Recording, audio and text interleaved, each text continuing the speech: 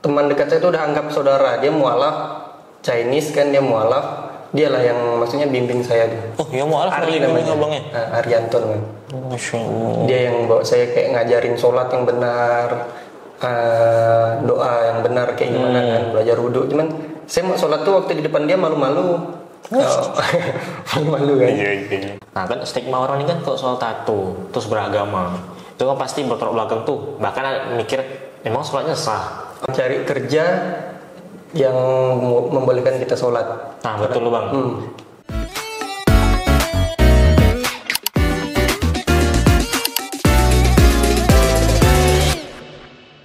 Bismillahirrahmanirrahim. Alhamdulillah kali ini kita bakal podcast dengan Bang Yogi Dwi Purnama.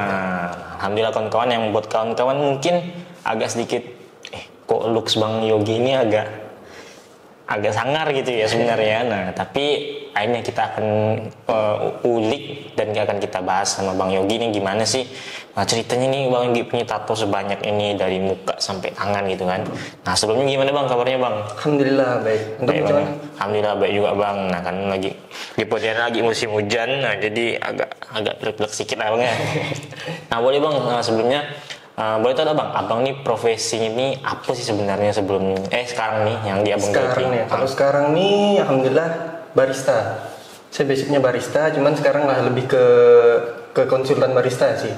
Konsultan barista, berarti kan barista itu kan yang ya yang bikin kopi gitu deh. Oke. Nah kenapa sih abang tuh bisa tertarik jadi barista? Kan gini nih Bang, kayak barista ini kan tanda kutip abangnya kayak banyak terletak di tempat-tempat yang mungkin kurang. Ada beberapa tempat yang gitu tuh nggak semuanya kan. Cuma kan dulu terkenal barista yang ini ya di tempat bir, di tempat apa gitu kan. Ada yang bir, kalau yang kayak di minuman keras tuh lebih ke bartender sih. Oh namanya bartender. Kalau yang bir tuh dia memang ke kopi deh. Lebihnya tuh bikin kopi. Oh beda ya antara barista sama bartender ya? Kalau bartender tuh lebih yang ke alkohol. Ada alkoholnya. Kalau barista hampir enggak sih. Hampir enggak ke alkohol dia. Oh barista tuh ya? Cuman paling kan orang lihat lingkungan kerjanya biasanya. Soalnya baru tahu juga nih teman-teman, kalau saya ya baru tahu barista itu rupanya tuh yang banyaknya di bir-bir itu ya. Kalau barista tuh bukan di spesialis kopi deh. Sorry berarti bartender. Bartender. Oke, bartender itu yang di spesialis bir-bir sama minuman alkohol. Nah, kalau bartender tuh yang di coffee shop atau barista. Barista. Kopi. Kok jadi bolak-balik ya? Mirip soalnya kan. Nah, tapi gimana Bang, boleh ceritain Bang, kayak abang ini tertarik jadi barista tuh gimana sih Bang? Dulu awalnya tuh saya enggak minum kopi sebenarnya kan. Jadi waktu baru masuk kuliah saya kenal dengan satu orang teman di 2014 atau 2015 lah kan. Dia boleh sebutin tempat nggak sih? Boleh sih. Boleh. Ada coffee shop sampai sekarang masih ada 3/4. Jadi saya pertama kali minum kopi di situ tuh. Kan. Saya cobanya tuh americano. Kok rasanya aneh gitu kan. Harganya ya lumayan. Di situ saya jadi tertarik lah gitu. Jadi kebetulan tuh yang di situ teman saya Koleri namanya. Jadi saya belajar dengan dia. Teman saya belum merambah ke dunia coffee shopnya. Di tahun 2017 akhir 2018 baru saya terjun ke coffee shop. Dari situ jalan. Oh, berarti abang dari kenal sama kawan lah gitu ya. Kenal sama kawan. Itu awalnya memang tak ngopi sama sekali. Tapi kok dia namanya kita orang Cina Bang ya? Iya, Koleri. Tapi Muslim alhamdulillah. Oh, berarti berawal dari abang kenal sama teman yang cuma ngerasain americano. Akhirnya tertarik gitu ya? Tertarik. Karena emang juga saya pribadi pun sebenarnya nggak minum kopi awalnya Bang ya. Tapi karena kadang kan kopi ini kan kata orang tuh bisa yang awalnya nggak teman jadi teman gitu. Ya. Nah, kadang ngopi bareng gitu kan. Ketemu terus kan di kafe. Nah Bang, jadi kayak selama abang jadi barista tunggu Bang, itu tahun berapa tuh Bang? Pertama kali tahu kopi itu 2014 ke 2015. 2014 ke 2015. Cuman itu yang ngopi gitu lah, ngulik-ngulik belajar. Belum tertarik terjun ke pekerjaan. Kalau dia baristanya. Kalau terjunnya? Terjunnya tuh 2017 akhir lah, 2018-an. 2017. Itu pertama kali tuh bantu kawan sih. Kawan tuh ada coba-coba buka. Jadi memang sama-sama basicnya bukan dari orang kopi. Terus buka sama-sama belajar lah di situ. Ya seru sih memang kalau gitu kan. Bagi sama kawan kan. Sama kawan. Dari challenge yang lebih besar tantangannya gitu. Kopinya pun masih asal-asalan lah. Kok dulu kan mungkin asal-asalan.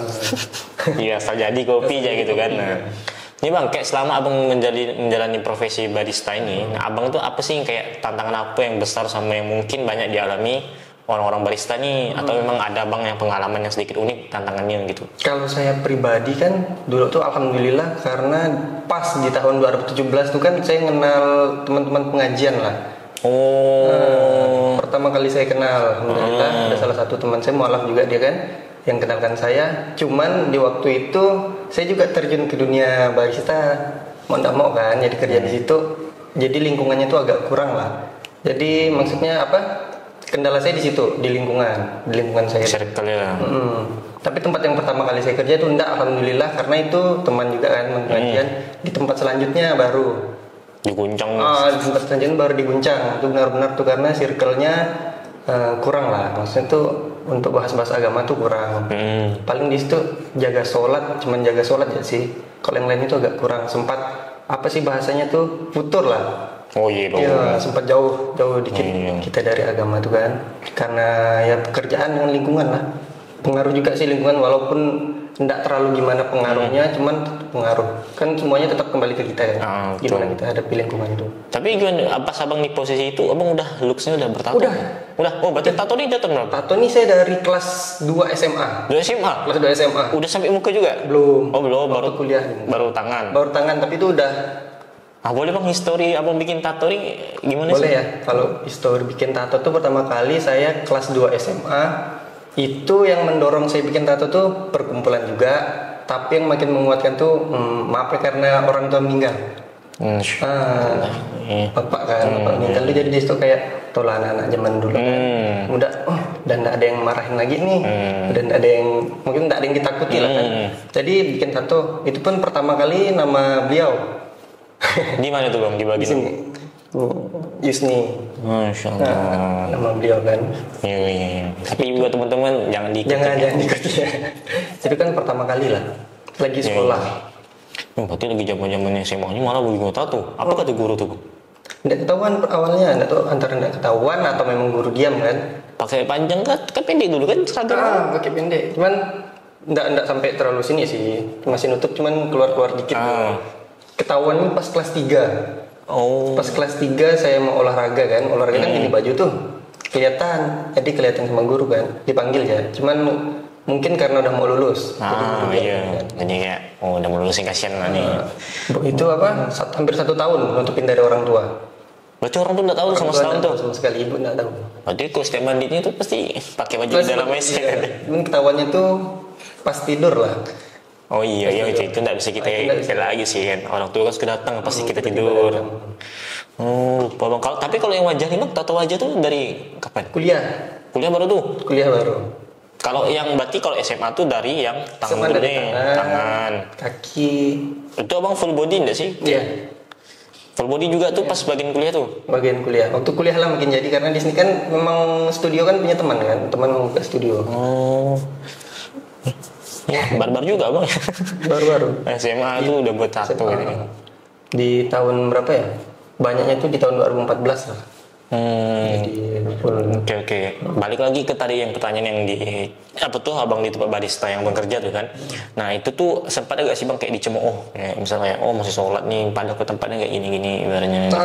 Pernah sempat. Sering gitu. Sering. Cuman kan kita tetap jalani aja. Yang penting dulu mikiran itu yang penting masih sholat ya. Mati. Kalau kayak pengajian tuh udah jarang lah. Jadi ada beberapa. Dulu pertama kali nggak ngaji tuh ya karena dijauhi teman lah. Saya pernah waktu ada masalah lah kan, tapi kita nggak usah ceritakan. Saya cerita ini ya. Kita pernah ngobrol sama kawan, cerita apa segala macam, ngajak nongkrong. Kawan-kawan tuh hilang semua. Saya nggak tahu karena apa. Dari situlah jadi saya kembalinya tuh ke teman-teman yang lama. Saya pikir kan, ya mungkin mereka ada kesibukan sendiri kan. Jadi saya itu memang lebihnya tuh ke teman-teman yang lama kan. Mereka terus sama mereka terus, jadi kebawa lagi. Sedikit tarik lah bagiannya. Jadi hilang dari pengajian. Cuman tuh alhamdulillahnya ada 2-3 sahabat saya. Mereka datang ngajak. Mungkin ke kerjaan yang lebih bagus ya yuk gitu kan. Awalnya tuh saya mau kan, cuman waktu udah mau hari H, saya tolak lagi. Karena itulah alasan sok-sokan kan, kayaknya aku tetap di kopi jalannya. Ambisinya masih tinggi kan.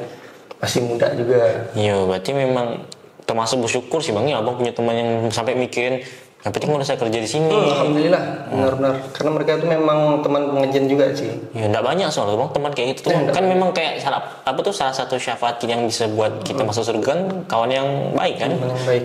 Jadi syafaat kita gitu. Alhamdulillah sampai sekarang pun teman-teman yang itu saya kerjasamanya sama mereka. Amin. Berarti sampai sekarang nih. Itu abang berkawan dari SMA tuh atau dari? Enggak, dari 2017. Oh, kawan pengajian. Oke. Kenalnya di Masjid Muhtadin. Masjid Muhtadin Untan. Waktu itikaf kalau nggak salah. Kenalnya gitu.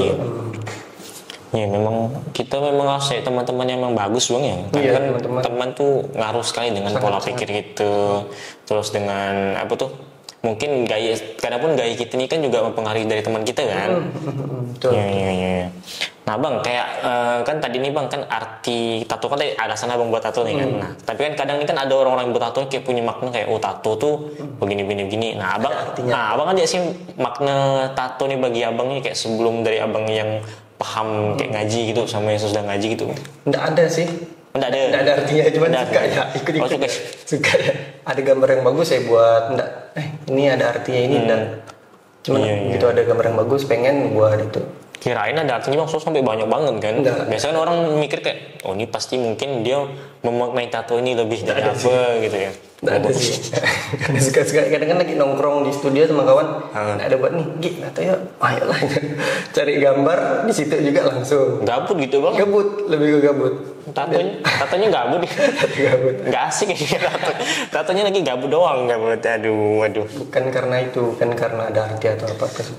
Oke bang, nah, tapi kan berarti kan pas abang belajar ngaji itu udah ada tato tuh?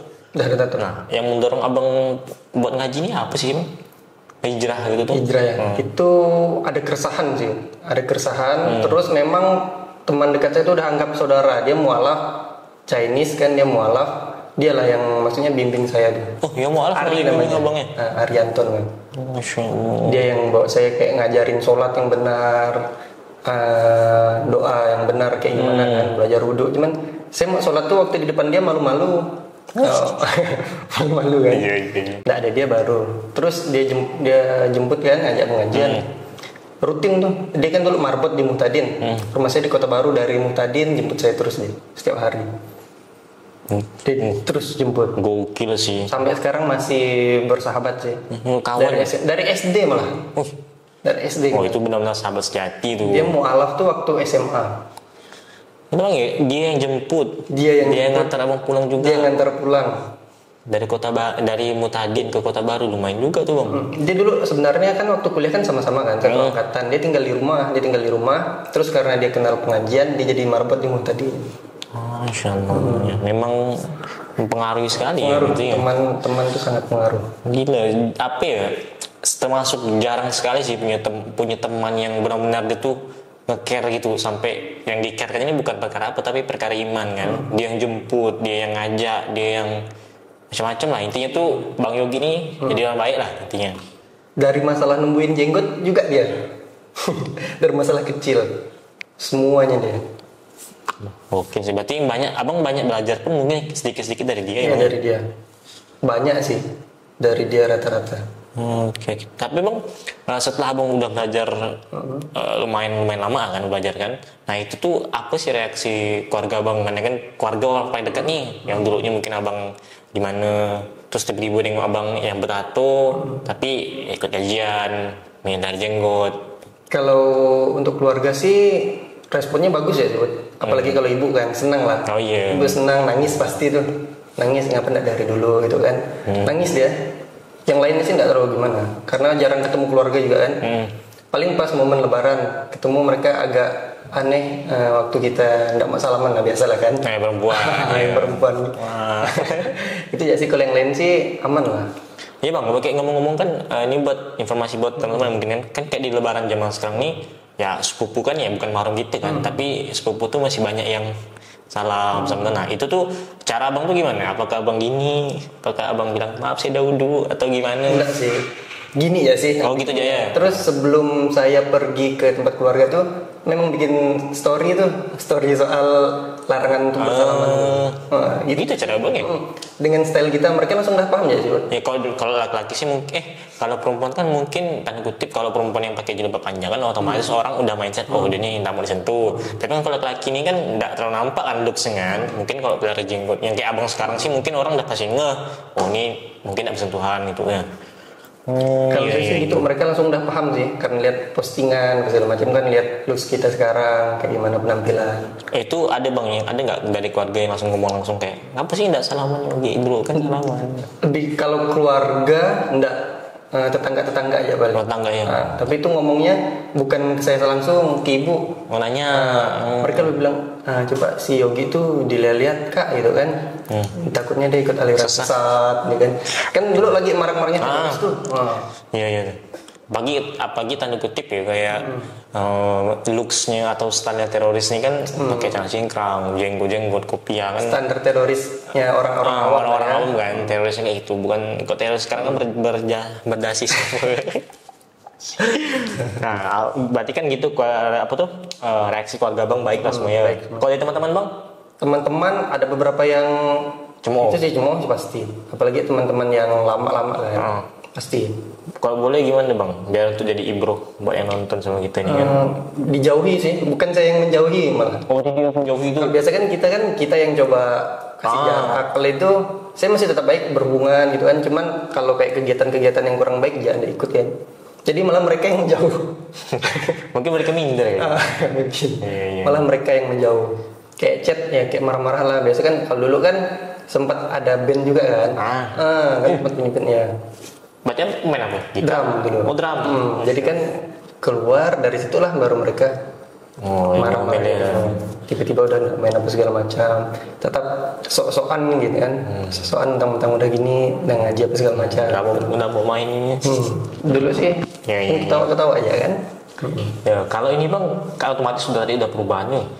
Gaya hidup abang tuh gimana? Apakah langsung kayak 100% abang tuh merasa sekali aku mendekat sama Allah nih setelah aku ngaji nih kayak hidup aku nih kayak berubah benar gitu dari pola hidup dari apapun lah dari kehidupan abang berubah sih tetap berubah semua. Yang paling berdampak besar apa? Yang paling berdampak besar tuh apa ya, kehidupan sehari-hari lah pokoknya kan. Lebih tenang ya sih. Kalau nggak ada keresahan tenang gimana bang? Karena tenang orang kan mungkin ada yang berbeda-beda kan tenangnya kan. Maksudnya saya nggak terlalu mikirkan masalah-masalah besok ngapain kan, besok kita harus ngapain gitu kan, kayak misalnya masalah rezeki juga ada yang ngatur. Yang penting tuh kita mikirnya tuh perbaiki sholat terus ya kalau saya. Karena dulu kan kerja pun kan ya barista kan, udah ada kerja juga memang. Jadi nggak terlalu resah yang mikirin hal-hal lain lah. Resahnya tuh mikirkan tentang agama aja, nggak bisa ini nggak bisa itu kan. Masalah sholat, belum bisa sholat yang benar, resah ke situ ya sih. Berarti oke. Sama nih bang, kan banyak nih orang-orang yang di luar sana nih, orang-orang awam nih kan mungkin masih ada yang bertato sama abang nih, sama kayak abang kan. Cuman dia mungkin tanda kutip dia mungkin rasa malu, masih kan enggak terlalu ibaratkan kalau abang kan ya udah yang aku gitu kan. Nah kan stigma orang ini kan kalau soal tato terus beragama itu kan pasti bertolak belakang tuh, bahkan mikir emang sholatnya sah. Banyak yang ngomong kayak gitu kan. Banyak sekali. Nah pandangan abang tuh gimana sih supaya misalnya kayak teman-teman yang berada di posisi kayak abang mungkin sekarang kan mereka pada baru mau hijrah, tapi mereka tuh terdengar tuh kalimat-kalimat yang stigma kita itu. Nah menurut abang tuh gimana tuh masukkan mereka gitu? Kalau saya sih langsung cari pengajian sih, langsung dengar penjelasan dari yang dari ustadz tuh. Saya juga pernah punya pengalaman beberapa yang bikin kayak saya datang ke masjid tuh minder. Iya, datang kan kadang kayak anak-anak kecil kan, lihat tuh abang tato gitu kan, bapak-bapak atau ibu-ibu lah, terutama kan orang-orang awam tuh kan, gitu. Jadi kedengaran kayak di telinga kita, sholatnya nggak diterima kan, itu kayaknya kalau tatoan dia sampai banyak gitu kan, mereka bisik-bisik kan, kadang kita dengar kan, tetap kan. Harus juga ya ngomongnya. Iya, tetangga pun sempat kayak gitu kan. Oh, tetangga ada. Sampai nggak tuh ibu abang? Ada. Jadi kan ada kayak gitu kan, begitu saya sholat pakai jubah begitu kan mereka ngomongnya gitu, percuma nggak sholat kan, mereka kan tetap mikir wudhu nggak masuk gitu kan. Gila, kan kalau orang-orang awam kan kayak gitu kan, mereka kan belum tahu kan.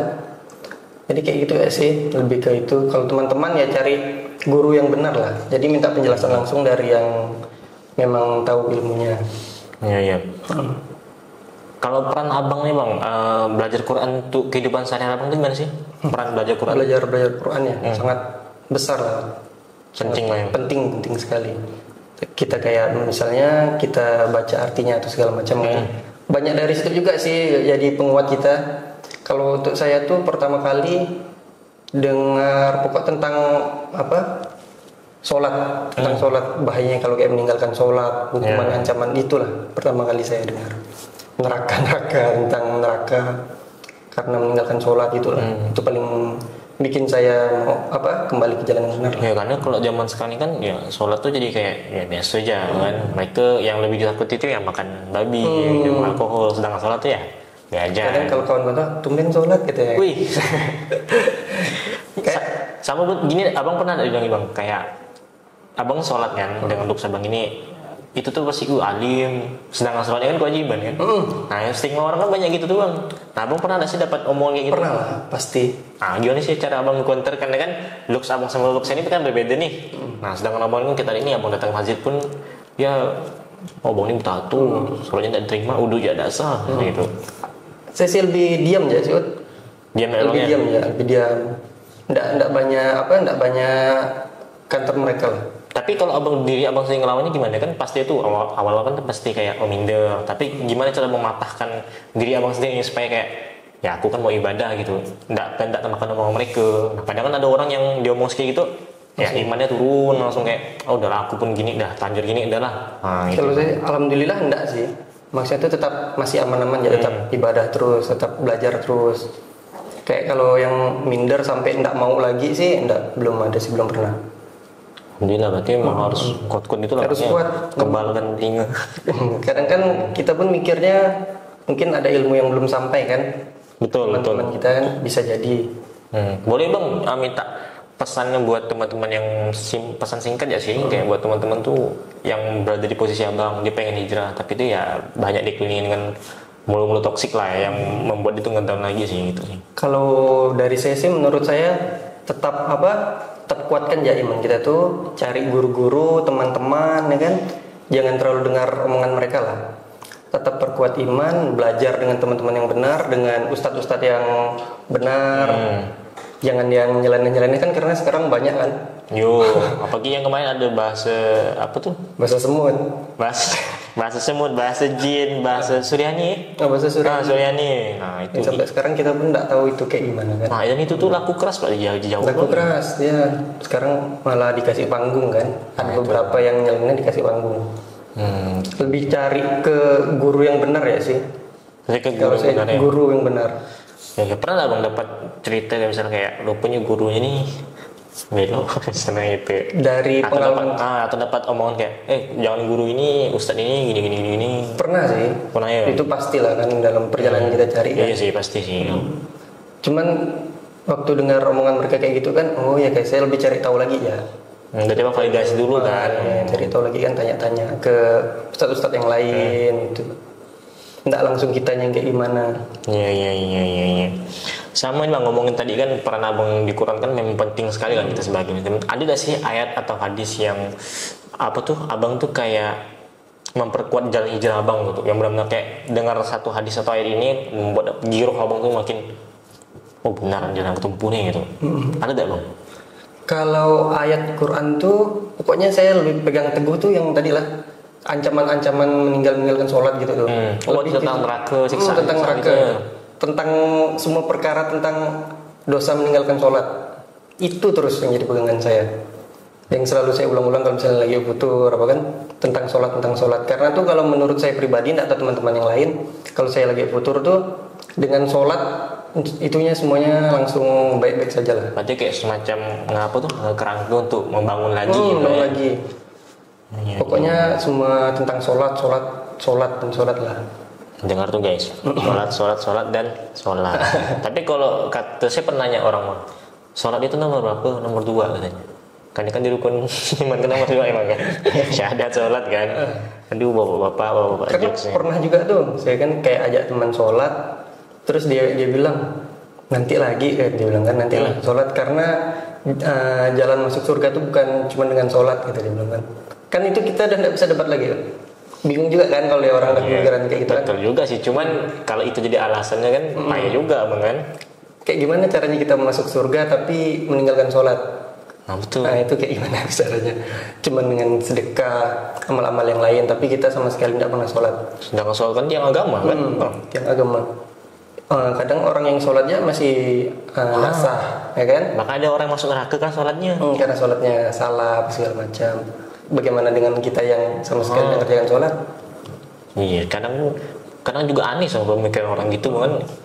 Bingung gitu, kayak sholat tuh memang betul sih kan kita masuk surga itu kan karena rahmatnya Allah kan. Tapi tuh ya Allah kan bukti yang nih betul enggak tuh nih pantas gak dikasih rahmat nih sholatnya tidak mau. Sholatnya tidak mau. Padahal sebentar kan. Apalagi dengan alasan sibuk kerja dan segala macam. Dulu itu sih jadi salah satu maksudnya cari kerja yang membolehkan kita sholat. Nah betul bang. Kayak apa ya? Kayak kalau zaman sekarang kan ya kerja tuh kayak udah sini lagi kerja, udah sini lagi. Banyak sih, banyak. Ada beberapa tempat yang saya tinggalkan kan karena gitu ya. Karena suruh rapikan jenggot, sholat telat. Pun kadang boleh sholat telat di tempat lagi sholatnya. Tempatnya yang nggak proper lagi kan. Gitu sih. Iya. Padahal kalau kita lihat masjidnya dekat. Nah itu. Kadang kan banyak orang tuh yang buka kafe tuh, dia tuh kayak buat musolanya tuh kayak ya sepeta apa adanya ya. Jadi kayak ya ini nih yang mau sholat. Sholat ya. Ada yang punya muslim kan. Apalagi di tempat itu ada jual alkoholnya kan. Waduh, karena itu juga tuh ya. Ada jual alkoholnya, tapi ada musolanya. Tapi saya belum tahu sih gimana hukumnya kan. Boleh nggak seperti apa. Cuman kalau lebih baik sih, ya kita tinggalkan lah. Walaupun ada musolanya. Walaupun ada musola. Bantu jualin barang yang Adalah beberapa tempat yang saya tinggalkan karena itu juga. Oke. Bang, tantangan terbesar abang pas hijrah nih, apa bang? Selain tadi mungkin itu kan masih kecil-kecil lah ya omongan orangnya. Yang tantangan besar sekali yang abang nih memutuskan ini kayak benar-benar perlu merenung gitu. Karena kalau abang hijrah nih tadi gini, ada tidak sih yang benar-benar kayak kalau abang hijrah nih abang tahu nih kalau aku hijrah tantangannya pasti gini. Nah tapi hal yang besar apa yang buat abang tuh makin mantap gitu? Kalau kayak ketakutan ya berarti kan, ketakutan kalau misalnya kita hijrah nih nanti kita kehilangan apa segala macam kan. Kalau ketakutan itu sih alhamdulillah enggak ada sih. Enggak ada. Enggak ada sama sekali, enggak ada. Jadi plong ya. Apa juga ya? Alhamdulillahnya memang enggak ada ketakutan di situ. Biasanya orang panjang tuh bang, karena gini, takut gini. Lagi di posisi, misalnya di posisi lagi miskin-miskinnya. Cuman memang waktu awal hijrah tuh enggak mikirkan nanti takut ekonominya gini, ekonomi gitu. Karena di umur segitu mungkin belum terlalu ada ketakutan itu sih, ketakutan soal ekonomi kan. Cuman waktu saya udah mulai hijrah, jalan beberapa lama, memang diuji juga ekonomi.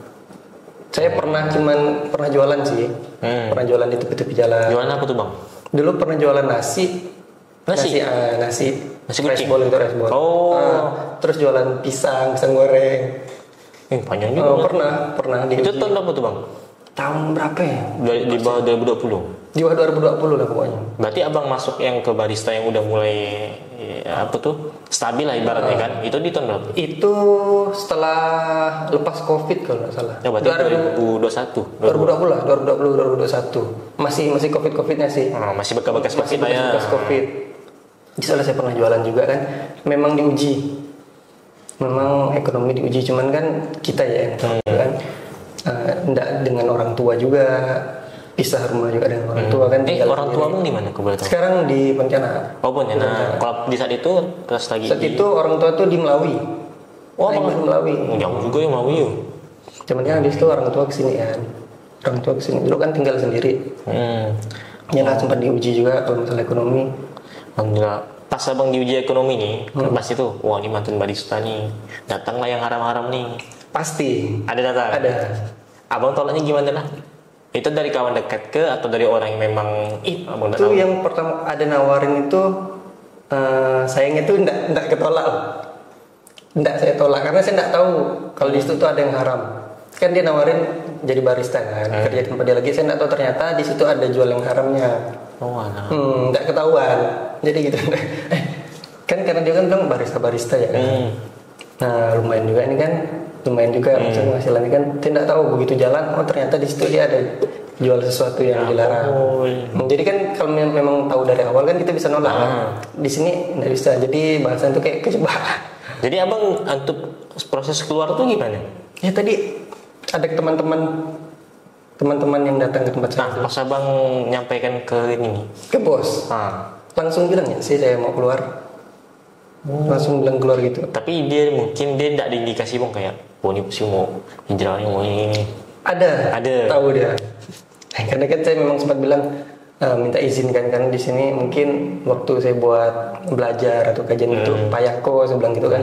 Kan langsung diizinin. Cuman sempat ditawarkan, kau mau lagi nanti gajinya segini lah sini. Oh itu kan jadi kita mikir lagi kan. Goyang lagi dong kan. Goyang lagi. Cuman langsung tidak bisa lah, tetap keluar.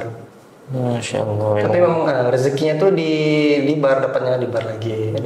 Memang 3 kawan tadi itu yang benar-benar 3 kawan. keluar. Itu 3 kawan tuh yang salah satunya, cuma ada lagi sih 2 kawan. 2 kawan lagi. Cuman yang pertama memang mereka bertiga. Itu yang punya andil dalam masalah kerjaan lah. Mereka bertiga. Yang satunya tuh memang ada 2 orang lagi itu teman pengajian juga yang seumuran. Mereka sampai ba'da subuh tuh jemput saya ke rumah. Nah jadi kan biasanya kan saya kan kalau kita lagi futur-futurnya kan ketemu teman-teman tuh kan ngindar. Di salah satu masjid saya ketemu mereka tuh begitu salam lari kan. Cuman ada satu momen mereka udah nunggu tuh, mungkin mereka habis salam mereka udah pergi duluan. Begitu saya mau keluar memang udah ditangkap. Lagi kamu kemana? Duduk lagi kita gitu. Ceritakan kami ngapa kok udah pernah ke kajian gitu kan. Di situ lah cerita. Oh jadi setiap hari lah mereka ke tempat saya, subuh mereka jemput, ngajak ngopi, ngajak ngobrol, ngapain gitu. Gokil. 2 orang tuh, semoga Allah jagalah mereka. Amin. Jadi penting guys, kita cari kawan-kawan yang care dengan iman kita doang. Bukan cuma dengan care dunia kita doang, tapi dengan iman kita, sampai diperhatiin. Akhirat kita lah. Gila, sampai dijemput subuh ya. Sampai dijemput, sampai sekarang masih sering ketemu. Insyaallah, alhamdulillah. Nah bang, pesan-pesan abang untuk teman-teman yang sedang berprosesnya menemukan jati diri kan, kayak abang ini kan mungkin udah ketemu lah ya, oh begini. Nah cuman kan kalau banyak orang-orang yang masih berproses nih kan, dia masih butuh dorongan lagi nih bang, yang pengen hijrah atau yang bahkan belum kesentuh sama sekali, tapi mungkin ada kepikiran kayak, kok aku gini-gini terus ya, kok kayak hidupnya gini-gini ya. Setelah aku jadi barista nih, jadi apa lagi, udah jadi bos ngapain lagi. Nah kan akan putus nanti mereka di dunia mereka tuh. Nah boleh sih bang pesan-pesan untuk teman-teman kita yang lagi menemukan jati diri, lagi cari jati diri, pengen hijrah gitu ya. Mungkin kalau memang mereka pengen hijrah, di circle mereka sekarang kan mungkin kurang baik. Teman ada yang mungkin nggak sholat atau gimana kan, awalnya tuh rubah circle ya sih. Nah itu cari circle yang lebih baik. Maksudnya teman-teman yang mungkin pembahasannya tentang agama, sholat, walaupun tidak melulu lah ya tentang agama, kita kan perlu juga nih cari dunia. Betul. Kan? Walaupun memang agama harus lebih tinggi kan. Rubah circle ya sih menurut saya. Berarti coba teman-teman yang memang ngajak kita tuh kajian yuk, sholat yuk gitu sih. Kalau saya sih kayak gitu. Berarti sedampak itu lah ya. Penting itu teman-teman. Iya, karena memang teman itu bisa merubah bang kan. Bisa berubah, merubah gaya hidup, bahkan gaya bicara pun kita bisa ngikutin dia, cara guraunya. Berpakaian juga bisa. Nah betul. Ya kan? Kadang kan misalnya kalau teman-teman kita pakaian kita sholat, tapi pakaian kita kayak sobek-sobek, cembang-camping gimana begitu, datang teman kita rapi-rapi kan, kita kan pasti ada rasa gitu kan. Aduh gitu kan. Itu sih teman-teman sih, perbaiki circle lah.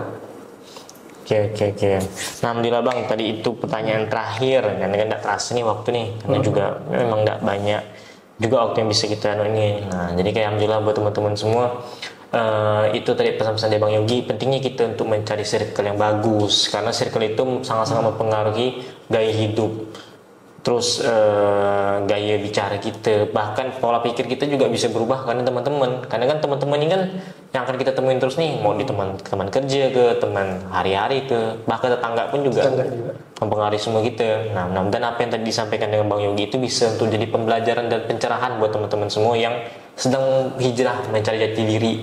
Dan yang untuk yang bertato jangan takut, karena Bang Yogi di sini udah ngasih contoh yang baik nih ke kita semua. Karena ya itu cuman sekedar omongan orang ya. Jangan minder lah. Nah, jangan minder. Bahkan tadi Bang Yogi sempat dibilang sama orang-orang kan di masjid, "Oh, ini tatonya kayak gini, udah enggak sah pergi sholatnya." Nah, dia jangan takut, karena kan Allah tuh tidak akan pernah jauh dari kita, sedang kita nih suka jauh dari Allah. Nah, mudah-mudahan teman semua terinspirasi dan tercerahkan pemikirannya mungkin. Untuk bisa supaya hijrah jadi lebih baik lagi. Nah, mohon maaf kalau ada salah kata, ada kurang perilaku dari saya berdua. Nah, mohon maaf semuanya. Assalamualaikum warahmatullahi wabarakatuh.